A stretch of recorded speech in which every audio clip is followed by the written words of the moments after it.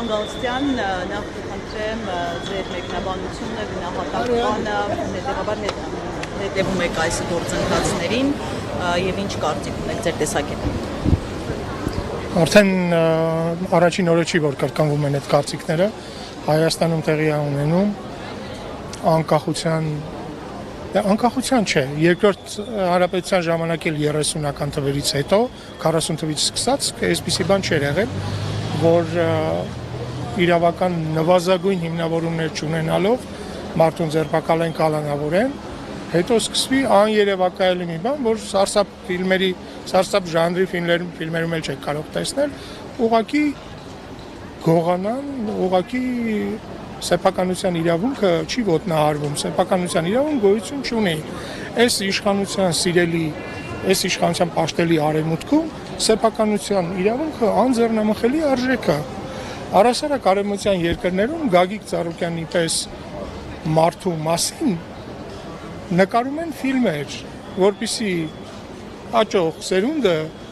հաջողության պատմության օրինակ ունենա, կարողանան տեսնեն ինչպես է, ներառելով են բոլոր ծանրությունները, դժվարությունները, ներառելով են ամբողջ բարդ ընթացքը, որը մարդուն սարքում է սովորական մարդուց, մեծագույն հաջողակ բիզնեսմեն, մեկենաս եւ բարեգործ։ Այդ մասին ամբողջ արևմուտքը, ամբողջ Հոլիվուդի լավագույն ֆիլմերը հենց այդ մասին են։ Առանձին վերցրած պերսոնայի պատմություն, որը սկսելով ամենացածրից, հարցել է ամենաբարձրին, հաղթարելով բազմաթիվ խոչընդոտներ։ Այս խոչընդոտներ կա, իմիջիալուց կարող ենք ձեռնարկենք հենց այդ ֆիլմի նկարահանումը Հայաստանի համար, այս խոչընդոտն էլ լինելու է շրջադարձային կետ։ Այսպիսի բան չի լինում ամբողջ աշխարհում։ Բայց այն մարդը, որ հասարակության համար հաջողության հասնելու օրինակ է, վերցնեն տապալեն ինչ որ մարդիկ, որոնց ամբողջ կյանքը տապալումների ու անհաջողությունների պատմությունն է։ Թարս ծուռ հայելիների պատմությունն է, սա, ծուռ հայելիների տակավորությունն է սա։ Ինչ մնում է մեզ, ես մի հատ ամոթի մեծ պատմության միջով եմ ասում, որովհետև շնորհիվ պարոն Ծառուկյանի մենք իրականացնում ենք մի ծրագիր, որը Հայաստանը ներկայացնում էր խոշորագույն կինեմատոգրաֆիական հարթակներում, Կաննում, Վենետիկում։ Այս տարի Վենետիկում մեզ տրամադրված էր տարածք այն վայրում, որը տրամադրում են միայն պետական կառույցներին, պետական ֆոնդերին, պետական հիմնադրամներին։ Ահա բացառություն էր արել Վենետիկի փառատոնը, Վենետիկի կինոշուկան Հայաստանի համար եւ ֆիլմ արտադրողների համահայկական ֆեդերացիային տրամադրել էին տարածք նկարահանումների տարածքների շուկայում։ Այս տարի առաջի անգամ Վենետիկի կինոփառատոնը հիմնադրել է նկարահանումների վայրերի շուկա եւ այդ շուկայում ներառված էր ընդամենը 11 երկիր եւ մի երկիրը Հայաստանն էր։ Ֆիլմ արտադրողների համահայկական ֆեդերացիան պետք է ներկայացներ Հայաստանը, Հիսուս Քրիստոսի արձանը որպես այցեքարտ, հետո Հայաստանը որպես նկարահանումների համար տարածք եւ Վենետիկի կինոփառատոնի կազմ կոմիտեն հաստատել էր այդ ծրագիրը եւ տրամադրել էր մեր այդ տարածքը։ Հիմա մենք ստիպված ենք հրաժարվել դրանից, երեք ինձ տեղեկացրեցին, որ պրես ռելիզի մեջ չենք ներառելու ձեր անունը, որովհետեւ դուք առաջի մուծումները չեք արել։ Մենք մուծումներ չենք արել, որովհետեւ ես չեմ էլ դիմում այդ դրա համար, հասկանալով, որ այս պարոն Ծառուկյանը ինքն է ասնում ֆորս մաժորային իրավիճակը եւ անիմաստ է հիմա խոսալ այն մասին, որ մենք չենք կորցնում մեր շանսը։ Այդ փառատոնները sense բաներ բազմաթիվ անգամներ տեսել են եւ մեզ արդեն առաջարկել են ցանկացած պահի ներգրավել կամ ամբողջ շնորհանդեսը տեղափոխել մյուս շուկա, որը Վալյադոլիդի շուկան է հոկտեմբերին։ Հույս ունեմ, որ այս սարսափը կվերանա, չնայած մենք իհարկե օգտագործելու ենք միջազգային այդ շուկաները բարձրաձայնելու համար այն ինչ որ կատարվում է Հայաստան, մենք չենք հանձնվելու։ Որևէ մեկը այս իշխանությունը այդքան չկա, որ ստիպի մեզ սրա հետ հաշտվել կամ սրա հետ հանձնվել։ Ես ուզում եմ ասեմ, այդ փառահեղ ծրագիրը, գիտեք, ես գաղտնիք բացեմ, չի կարելի ասել այս բաները քանի չեն եղել, բայց մենք 5 նկարահանման խմբի առաջարկ ունեինք Հայաստանում գալ եւ իրականացնել նկարահանումներ։ Մի խումբը պետքա գար սեպտեմբերին արդեն, սեպտեմբերին։ Բայց այդ մարդիկ չեն գալու, որովհետև դրա գարանտը, երաշխավորը, եթե ուրիշ երկրների դեպքում պետական կառույցներն են, որոնք որ Հայաստանում 3 տարի է չեն կարողանում գոնե մի խումբ բերեն Հայաստան։ 3 տարի է ընդունել են քեշբեքի օրենքը եւ ոչ մի միջազգային խումբ չեն կարողացել բերել Հայաստան։ Ստիպված այդ Քեշբեքի գումարները բաժանում են տեղացի խմբերին, էլի նոնսենս, ամբողջ աշխարհում տես բան չկա, տեղացի խմբերին քեշբեք տալ։ Սես բան չկա աշխարհում։ Դա տալիս են միջազգային խմբերին։ Հիմա շնորհիվ Գագիկ Ծառուկյանի, որտեղ մեր բոլոր հաջողությունների հետևում կանգնած է լավ ծրագիր ու մեկ անուն՝ Գագիկ Ծառուկյան։ Մենք կինո արդյունաբերության մեջ Հայաստանի, որը ճահիճ է, որը դոտացիոն ոլորտ է, սարսափելի ոլորտ է, այդտեղ անում ենք հեղափոխություն։ Էլի անելու ենք։ Բայց 5 նկարահանման խումբ մենք բերելու ենք Հայաստան։ Հայաստանը ինտեգրվելու էր միջազգային process-ի։ Հիմա այս ծրագիրը կախված է օդում։ Եվ քանի որ ես միայն նոր եմ առնչվում պարոն Ծառուկյանի հետ, պատկերացնում եմ, թե ինչ կոլապս է այն ոլորտներում, որը ի տարբերություն կինո արդյունաբերության ինքը արդեն կայացրել էր։ Դրանք արդեն գործող ոլորտներ էին, դրանք արդեն աշխատող ոլորտներ էին։ Հիմա այդ աշխատող ոլորտները կոլապսի մեջ են։ Կինո արդյունաբերությունը անհնար էր Հայաստան բերել միջազգային խմբերի։ Դա մենք կարողացանք անել, էլի եմ ասում, շնորհիվ իր ծրագրի առաջ տանելու Հիսուս Քրիստոսի արձանը որպես այցեքարտ, որպես այսպիսի բան է եւ դրա հետևում արդեն Հայաստանը ցույց տա։ Ու այս ծրագիրը փայլուն աշխատեց կաննում, մենք ունեցանք համաձայնություններ, հիմա Վենետիկից էլի խմբերի հետ պետք է հետ գայինք, որտեղ Վենետիկում արդեն դրել էինք հանդիպումներ ու ունեինք շնորհանդես։ Այս ամեն ինչը կորցնելուց հետո այս մարդկանց թվում է, որ Գագիկ Ծառուկյանի բիզնեսները վերցնելով իրանք այդտեղ ունենալու են շահույթ, այդ սա գցելու է ձեր ոտքերին, չկարանալու անել։ Այդ մարդը ինքը զրոյից է ստեղծել այդ բիզնեսները։ Հիմա դուք արդեն պատրաստի բիզնեսները մտածում եք, որ կարող եք վերցնել եւ աշխատացնել, այսինքն այդ աշխատակազմը, որ Ծառուկյանի հետ այդ ամբողջը ստեղծել է, սկսելու է ծառայել ձեզ։ Այսինքն այս կալանավորումը նաև կինո ոլորտի վրա շատ շեշտակի, այսպես ասած, ազդեցություն է ունենում եւ հարվածում է զարգացմանը։ Գիտեք, անհնար է ազդեցություն ունենալ մի ոլորտի վրա, որը մեռած է։ Վերջին 3 տարում Հայաստանում պետական աջակցությամբ ֆիլմերի ֆինանսավորման մի մրցույթ է անցկացել, այսինքն այդ մարդիկ գումար չունեն, որ պետական աջակցություն ցուցաբերեն ֆիլմերին։ Կինո արդյունաբերությունը որպես ոլորտ Հայաստանում մեռած է վաղուց։ Ինքը չգործող ոլորտ է։ Այդ չգործող ոլորտը այս մարդու միջոցով, Գագիկ Ծառուկյանի միջոցով մենք փորձում ենք վերակենդանացնել, ինտեգրել իրան համաշխարհային process-ին։ Ու այս տարի մենք կանոնում ցույց տվեցինք, որ դա հնարավոր է եւ այն հնարավորությունը միջազգային խմբեր բերելու դրա ապացույցներ, դրա վառ ապացույցներ։ Եվ այս ամեն ինչի երաշխավորը, գիտեք, կինոինդուստրիայի մեջ, կինոինդուստրիա մի ոլորտ է, որտեղ եթե չկա պետական երաշխիք, պետք է լինի պարտադիր մի մարդ, կայացած մարդ, հարուստ մարդ, որը երաշխավորի այդ process-ը։ Հիմա Գագիկ Ծառուկյանը ինքը ունի երաշխավորման կարիք, մենք պետք է իրան երաշխավորենք, ինքը կալանավորված է, իր բիզնեսները կալանքի տակ են։ Սա անհավանական բան է ու ես արդեն չգիտեմ բարոյական խնդիր է քո երկրի մասին դրսում վատ ներկայացնելը։ Դա բարոյական բան պետք է հաղթահարես դա անելու, բայց այս մենք չենք պատրաստվում լռել, որովհետև անհնար է մեռած ոլորտը ոտի հանող մարդուն եւ էլի եմ ասում, մեկ մի խնդիրն է, ես մի փոքր շփում ունեմ իր հետ։ Բայց կայացած ոլորտները ոնց եք դուք բարի տալի, ես երկրում այս քայքայված տնտեսության պայմաններում ոնց եք sense բաներ անում։ Այդ ինչ շահեր ունեք դուք։ Ակնհայտ է, չէ՞ որ սրա հետևում ոչ հայկական շահ է։ Ակնհայտ է, չէ՞ որ այս իշխանությունների խելքի բանը չի sense տապալելը Ծառուկյանին։ Դա այն ուժերն են, որոնք Հայաստանը ուզում են տապալեն։ Այստեղ խնդիր չկա։ Այստեղ իրանք ուզում էին Հայաստանի պարոն Ծառուկյանից խլեին իր 5 քվեները, խլեցին։ 60,000 ձայնը ուզեցան ոչնչացնել, ոչնչացրեցին։ Գողացան այդ ձայները։ Հետո այդ քաղաքանը տեղափոխեցին այնտեղ, որտեղ արդեն ընդհանրապես կապ չունի արդեն Ծառուկյանը որպես մարդ։ Ինքը կապ ունի որպես Հայաստանի տնտեսության ողնաշարը ստեղծած մարդ, Հայաստանի տնտեսության մեջ ահռելի ներկայություն ունեցող մարդ եւ մեծագույն բարերար, որի գործունեությունից կախված են 100,000-ավոր ընտանիքների կեսագործունեության պայմանները։ Էսի ոչ էսի Հայաստանի դեմ ոչ հայկական ուժերի ձեռնարկած բան է, ու մենք եթե ուժ չգտանք կանգնելու սրա դեմ ազգովի, մենք այս ամեն ինչը տանելու է կործանման։ Ծառուկյանից հետո անցնելու են Սամվել Կարապետյանին եւ այդպես բոլոր այն մարդկանց, որոնք ապահովում են Հայաստանի նորմալ կենսագործունեությունը։ Շնորհակալություն։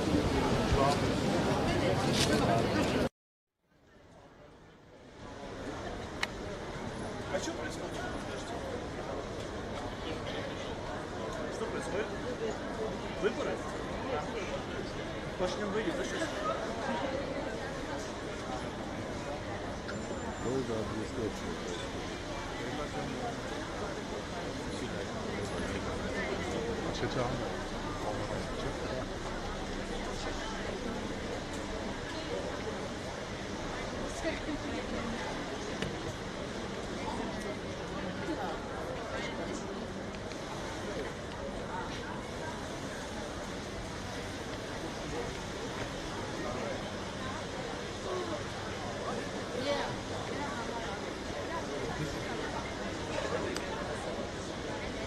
Այսօր վեճ կացա։